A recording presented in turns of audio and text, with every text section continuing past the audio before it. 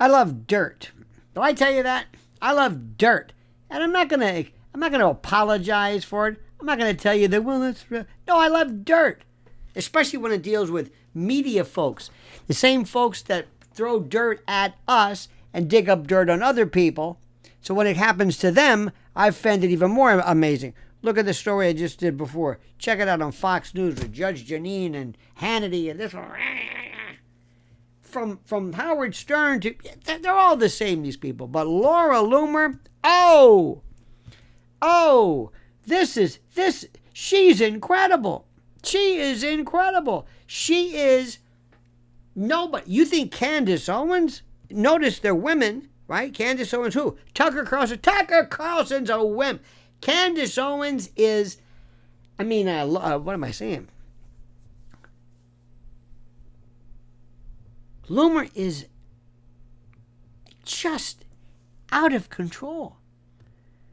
Right now, we're going to tell you the truth. I'm not going to pull any punches. Forget the sanitized talking points. If you can watch this garbage on Fox or CNN or the Washington Post or any of that stuff, forget the pre-packaged nonsense, the sound bites and the cutesy stuff from cable clowns and even from streaming who treat politics like some kind of weird theater. No, what we're about to break down it's not theater. It's kabuki theater maybe, but it's theater turned into reality. It's gossip weaponized like you wouldn't believe. It's one woman, Laura Loomer, clawing her way into the bloodstream, into the ecosystem of Donald Trump's second presidency. I was going to say transparency, which is true. Ripping open feuds that expose the grotesque circus of American politics in 2025. Oh, this is wild. And at the center of it all, the whispers about Lindsey Graham, the roast beef insults against Marjorie Taylor Greene, which I'm not even sure what the hell that even means. I think I know.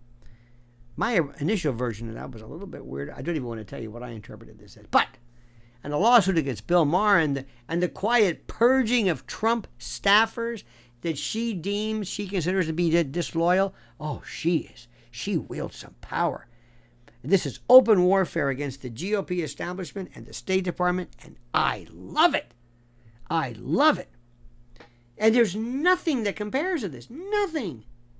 This isn't politics as you've known it or I've known it. This is tabloid politics. This is hard-boiled, raw, and ugly, and beautiful, and tasty, and as Aretha Franklin called it, greasy. Okay, first, Loomer versus Lindsey Graham. The Lady G question. Oh, my God. Now, for years, my friends, there has been rumors trailing Senator Lindsey Graham.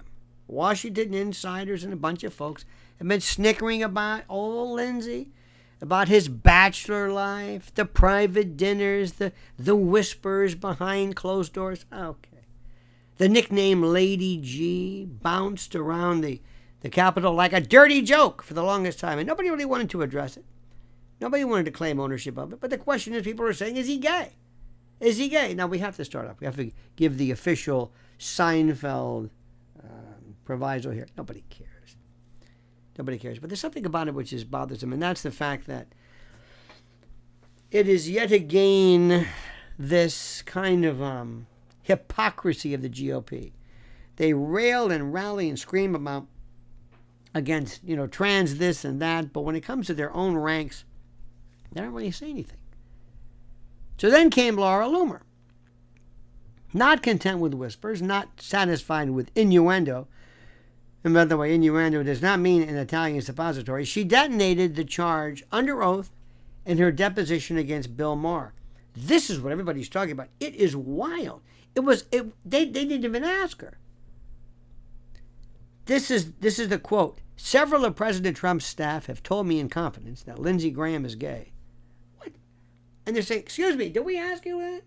Where did this come from? She said, well, I'm under oath. She's kind of like Trump in a way. She just doesn't care. She just, stop me. People, you thought Candace Owens was wild? Nothing. That's her testimony. It's not a tweet. It's not a meme. It's in the record. A sitting U.S. senator branded by a MAGA enforcer as a closeted hypocrite. Now, does this surprise you? No. But it's coming out.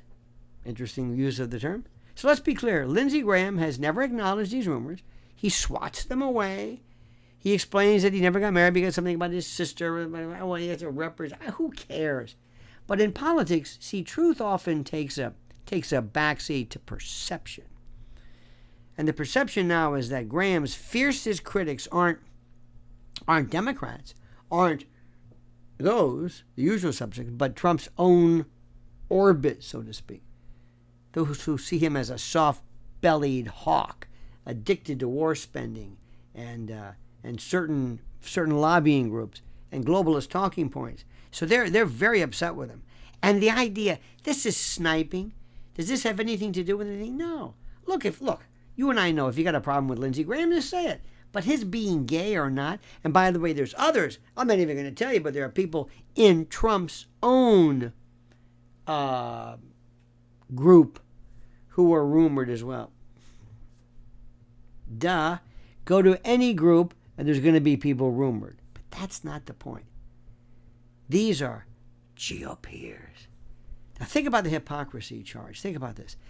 This is a man who thundered about morality, who built his own career on conservative family values, who stood as John McCain's wingman through thick and thin, through every foreign policy disaster of the 2000s. And if Loomer's accusation sticks in the public consciousness, if they believe it, true or not, Lindsey Graham becomes a symbol of Republican duplicity yet again. And they don't need this. Okay? But they're not the only ones. Democrats do it too. You know, for this world that we live in where everybody talks about the gayness and sexual proclivities and propensities, a lot of people still do everything in their power, up to and including Hollywood, to keep that quiet. Now, the next is Loomer versus Marjorie Taylor Greene. Roast beef politics. I don't know what the hell this is about. I think I do, but I don't. It's almost like a Rorschach test. If you thought Graham's humiliation was whispered, Marjorie Taylor Greene's was shouted from the rooftops. Laura Loomer and Marjorie Taylor Greene, MTG, once walked side by side. They were besties. They were allies in the war against the left. But, as you know, MAGA unity and some of this sometimes is a myth. And now they're mocked and locked in one of the ugliest blood feuds in recent memory. MTG stuck first. She accused Loomer of disrespecting American heroes after she attacked the Army for honoring Medal of Honor recipient Florent Groberg. You can read about that. Greene blasted her as being unstable and unpatriotic and unworthy of Trump and blah, blah, blah, blah, blah. Well, that didn't work. Now, Loomer's response was nuclear. Nuclear. By the way, nuclear spelled sideways is unclear. There was nothing unclear about this. She called Greene a lying, fake Christian whore. It's a quote. She dragged Greene's marital history into the light, reviving the Daily Mail reports of Greene's affairs with a tantric sex guru and a gym manager. Remember that one? Oh, yeah. Oh, yeah. And then came the line that will live in infamy. Quote, is from the deposition. She carries roast beef in her pants. Okay? I'll let you have fun with that one. When Maher's legal team pressed her on it during the deposition, Loomer insisted she wasn't making a sexual remark. She was literally meant, Arby's sandwiches. I mean, it's weird. She doubled down. I'm talking about Arby's, the sandwiches. If I meant it sexually, I would have said so. Okay? I still don't know what this means, but I'll let you worry about it. But the damage is already done. Meme warfare doesn't need context. It doesn't need truth. It's off and running. Greene is now tied forever to the roast beef insult. Nobody even knows what the hell that means, but it doesn't really matter. Every photo of her, every headline about her, everything that's being talked about in certain circles, not on regular cable, it drips with ridicule. So Loomer didn't just win a fight. she branded a rival with a permanent scarlet letter of humiliation. And that's the way this works, because these things are permanent. Don't forget, MTG was called the laser loon, about the laser lights and whatever it is, which is completely taken out of context, which is a different story. Now, next, Loomer versus Bill Maher, the deposition circus. Easy for me to say. So let's rewind a little bit. How did any of this explode into the open? Well, it seems that through Loomer's lawsuit against Bill Maher and HBO, that's how this started. In October, she sued Maher after he joked that she might be effing Donald Trump. It was a crude quip tossed out by a smug, talentless, late-night, prompter-reading comedian with no sense of humor, and who himself is just as angry as the rest. But Loomer treated it as a defamation. She claimed that the joke tanked her shot at a White House job. Okay, fine. So now she's in the middle of litigation, and her deposition ran over 200 pages. And it wasn't just legal answers. It was a bevy, a cacophony, a torrent of rants and raves and about George Stephanopoulos and her lack of boyfriends and her failed attempts to secure press credentials. I mean, she unloaded. And it was unfiltered Laura Loomer. If you can imagine that. Unfiltered, raw, unhinged, and beautiful. Absolutely tantalizing. Why? Because we're all petty. What are you talking about? But in that flood came bombs, the Graham accusation, the green roast beef jab, and the self-declared title of loyalty enforcer for Trump. That's right. You see, you got to remember something. The lawsuit may be frivolous, but the deposition is historic. It is the moment.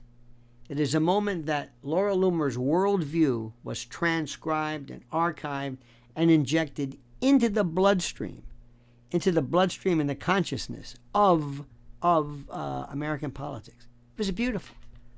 Now, the next piece, which is good, the loyalty purge. Firing federal officials via tweet. Now, this is really something. She's very powerful. Now, here's where this stops being, tabloid fun. It starts being deadly, deadly serious. As I said to you before, Laura Loomer isn't just slinging insults. She's shaping the government, the narrative. She's dead serious about this. An analysis by the Daily Beast or something uncovered that at least 16 federal officials were fired after Loomer blasted them on social media as disloyal to Trump. This is what the official record says. This is what they claim was done. So 16 careers ended, not by performance reviews, but allegedly not by investigations, but by the decree of a woman with a smartphone. This is the way the narrative is being portrayed. So you understand this. Again, she's going to say it's not true, others, but this is what's being said. She doesn't hold office. She doesn't answer to voters. She has no oversight, yet she plays executioner. She decides who's loyal, who's disloyal, and Trump's team acts on her judgment. Surprise, surprise, this happens everywhere, at every level, at every office, at every position in government. Okay? That is raw, unelected power nonetheless. And it makes every bureaucrat tremble because they know that one misstep, one out-of-context tweet, one, whisper to the wrong journalist, and Loomer will target them next. That's exactly what this is. That's exactly the power she holds, and that's exactly what she wants. And who else is like that? Nobody. Tucker, Candace, who? Nobody. This isn't paranoia. By the way, Rachel Maddow can't do this. Couldn't do it then. This is documented reality. That's what's so fascinating about this.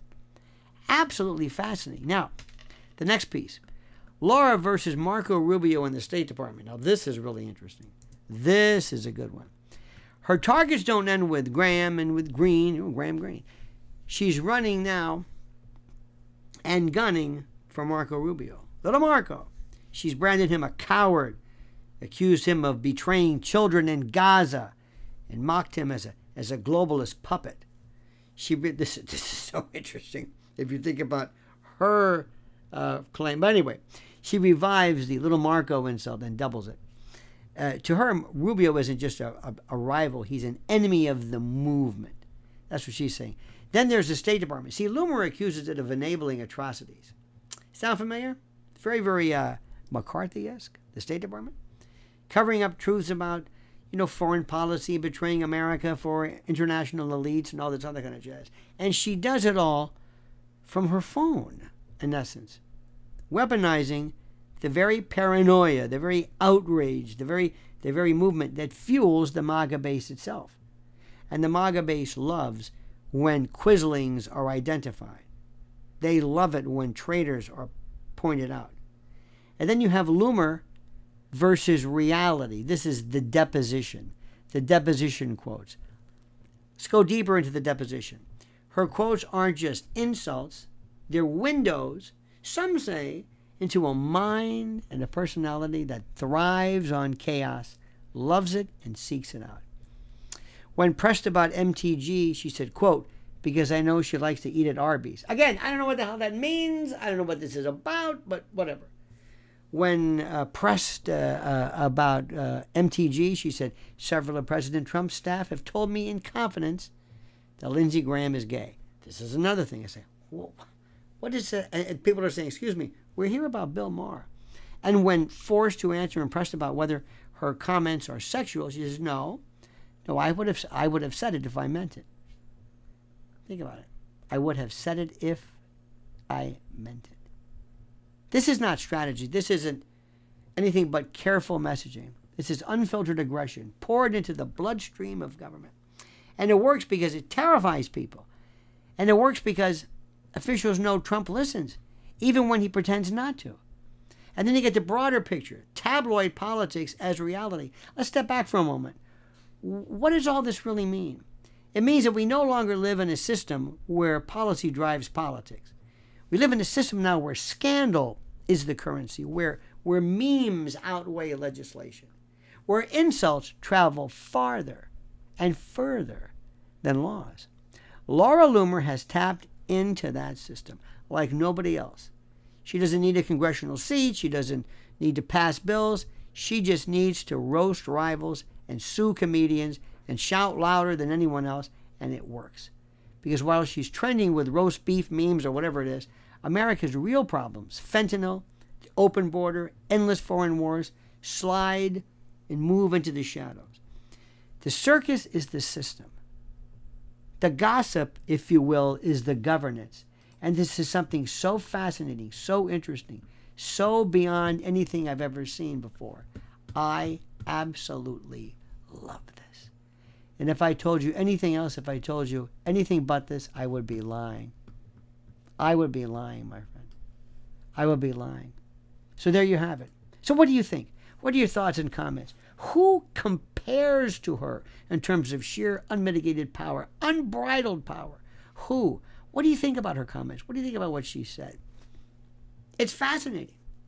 It's really nothing that's new in terms of subject matter in some cases, but it's the tenor, it's the velocity, and the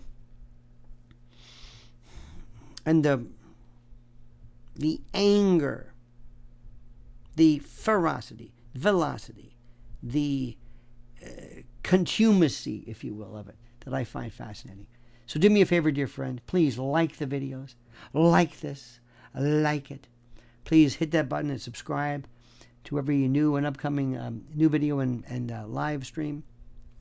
Make sure you subscribe to the channel because 80% of the people who actually watch our videos don't subscribe. I don't know why.